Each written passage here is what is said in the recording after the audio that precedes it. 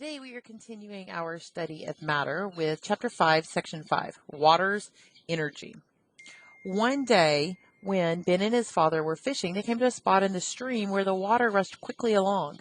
Ben could feel the force of the stream as he waded in. Further downstream was a dam.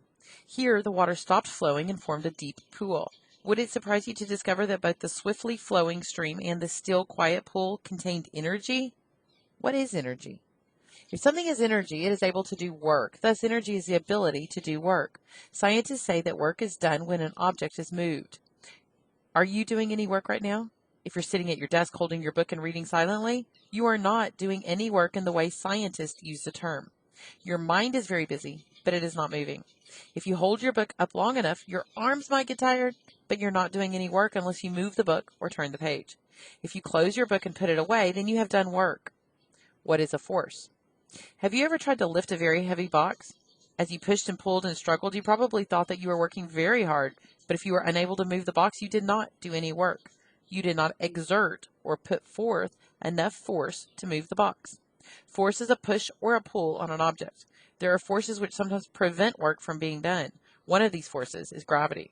Gravity is a force which draws things down toward the center of the earth.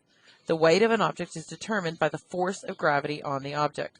In order for you to lift something, you must exert more force than gravity does on the object.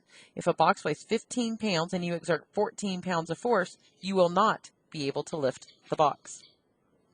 Two kinds of energy.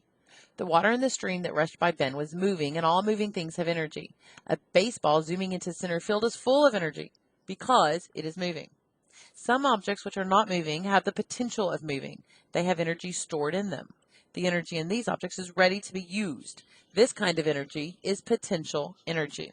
If you stretch a rubber band, it is full of stored energy or potential energy. However, as soon as you let the rubber band go, its stored energy becomes moving energy. The water stored up behind the dam also contains potential energy because of the Earth's gravity. If the water is allowed to spill over at the top of the dam, the water's energy will change to moving energy. Energy is continually changing from potential to moving and back again. Using the energy of water. Long ago, people found that they could use water's energy to get things done.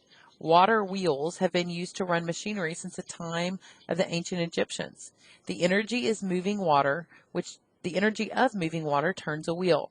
Energy is passed along from the water to the wheel to the axle and finally to the machine.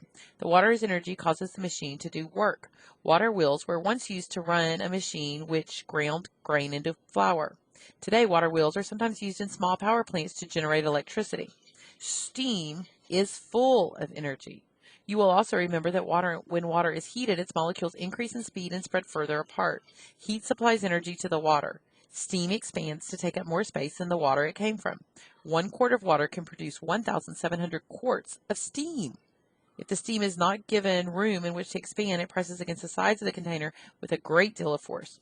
When steam energy is used to work, the steam is allowed to escape through a very small opening.